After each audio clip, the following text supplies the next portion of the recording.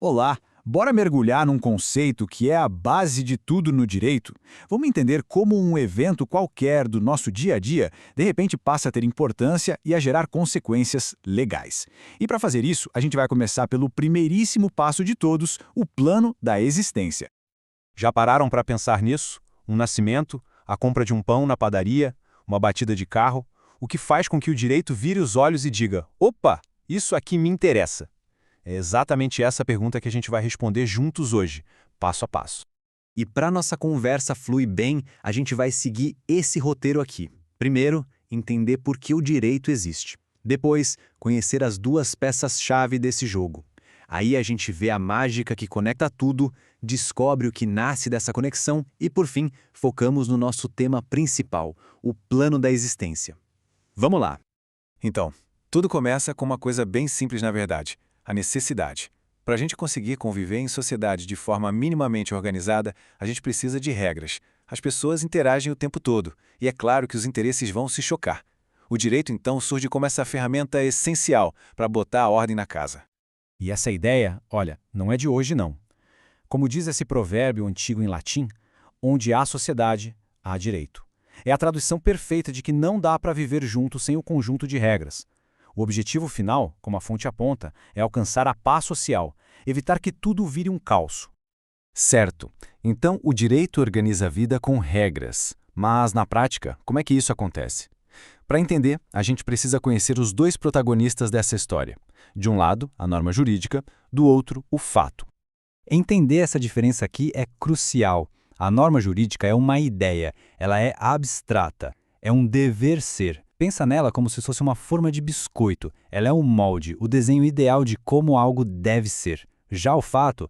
Bem, o fato é o evento concreto, o ser. É a massa do biscoito, aquilo que acontece no mundo real. A norma é o molde, o fato é a massa que se encaixa nesse molde. Ok, então a gente tem a norma, que é o molde, e o fato, que é a massa. Mas qual é aquele momento exato em que um encontra o outro? Esse instante quase mágico em que o mundo das leis toca o mundo real tem um nome, é a incidência. E o processo é, automático. Primeiro, algo acontece. Alguém nasce, um contrato é assinado, o que for. Segundo, existe uma lei, uma norma, que descreve exatamente esse tipo de situação. E terceiro, a norma pesca esse fato. Ela incide sobre ele como se fosse um ímã e o puxa do mundo comum para dentro do mundo do direito. Então, o pulo do gato é esse. A incidência é essa conexão que não tem como evitar. A partir do momento em que o fato da vida real se encaixa perfeitamente na descrição da lei, a aplicação é certa. E a partir daí, aquele simples evento deixa de ser só um evento. Agora ele tem relevância jurídica.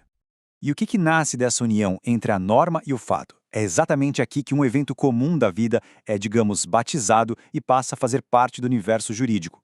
O resultado é o nosso grande protagonista de hoje, o fato jurídico. É o acontecimento do mundo real, mas agora com uma roupagem legal, com significado e consequências para o direito. E essa definição aqui amarra tudo. Um raio que atinge uma plantação que tinha seguro, a assinatura de um contrato de aluguel, o nascimento de um filho, tudo isso são fatos jurídicos. E por quê? Porque são acontecimentos do mundo que, por estarem lá, previstos em alguma norma, passam a interessar ao direito. E agora sim a gente chega no coração da nossa conversa. Depois que a gente identifica um possível fato jurídico, a primeira pergunta que o sistema faz é muito, mas muito básica. Isso aí existe? O plano da existência é o porteiro. É a primeira checagem para saber se para o direito aquilo realmente aconteceu. E como é que a gente sabe se um fato existe ou não para o direito? Ele precisa preencher uma espécie de checklist. A lei, a norma, ela descreve um modelo, um conjunto de elementos essenciais. A esse conjunto a gente dá o nome de suporte fático. Se o que aconteceu na vida real preenche todos os itens desse checklist, pronto. O fato existe juridicamente. E que elementos são esses? Geralmente, eles respondem a 3 perguntas bem simples. Quem? Ou seja, o sujeito precisa ser o previsto na norma. O que? O objeto tem que ser algo permitido, possível. E como? A forma, o jeito como a coisa foi feita, tem que seguir o que a lei manda. Claro, se ela exigir um jeito específico.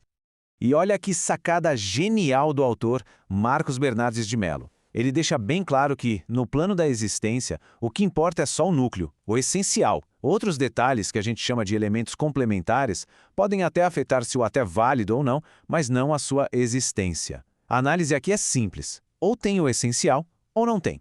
Ponto. E se faltar um desses ingredientes essenciais?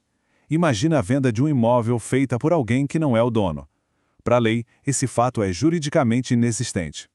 A analogia é perfeita. Não dá para fazer bolo sem farinha, não importa o resto.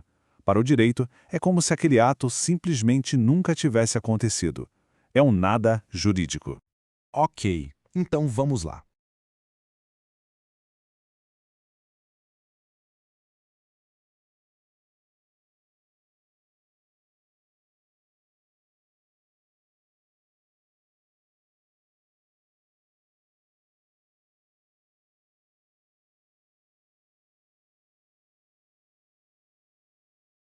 Ok, então vamos lá.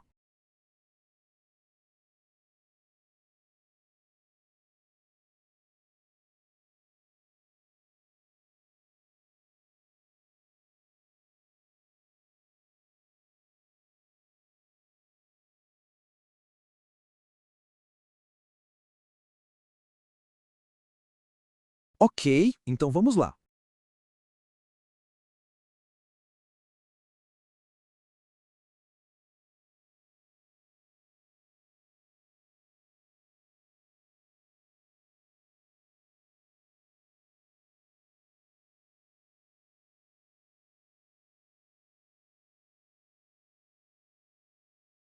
Ok, então vamos lá.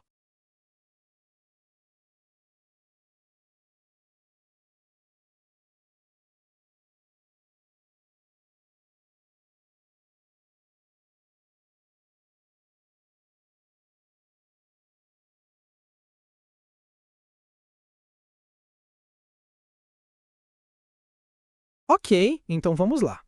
Pensa numa escada. A existência é só o primeiro degrau, a porta de entrada. Depois que o direito confirma que o fato existe, ele precisa continuar subindo para analisar outras coisas. O próximo degrau é o da validade, para ver se tudo foi feito direitinho.